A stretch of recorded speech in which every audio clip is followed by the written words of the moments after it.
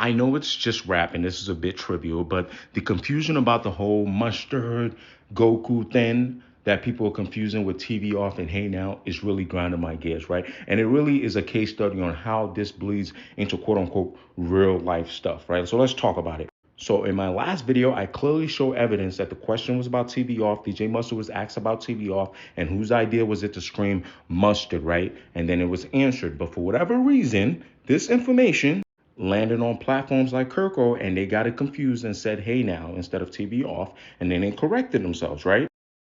We'll see the same thing with the NFL podcast because, they're usually just copy and you'll see their correction, right? So for me, it's three things, right? Number one, hey, reading comprehension, right? That's the first thing. We go ahead and read the actual interview, right? Even if these are reputable publications, read the interviews that they reference, okay? The interviewer says, I have to ask you about TV off. So that establishes we're talking about TV off. Whose idea was it to scream your name? Mustard answers, even after Not Like Us, I still was sending him beats 5 to 6 times a day, right? We had this folder where I just dropped new stuff off. The first half of TV off and the second half are two different beats that he connected. I didn't send it to him like that. That's how he picked out of the two. Now, here's the thing. Again, reading comprehension. That's our first problem. People read. I didn't hear the song until it came out. Now, he's still talking about TV off. But he's letting you know he had heard Hey Now. Okay, now, maybe this is a grammatical error here. There should have probably been a period here to establish a new sentence. But Mustard is saying, I had not heard, TV off. But it said, I had heard Hey Now. But this is the confusion. During the Not Like Us video shoot, he played me a snippet. So now he's referring back to TV off. So he had not heard the song per se, but he got played a snippet. And he said, I asked him, what made you do that?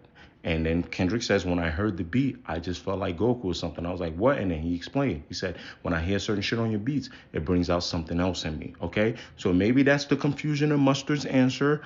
Maybe Mustard could have said, I didn't hear the full song, but he is saying that he already heard Hey Now. He's contrasting to Hey Now. I already heard that, right? That's the first problem, reading comprehension.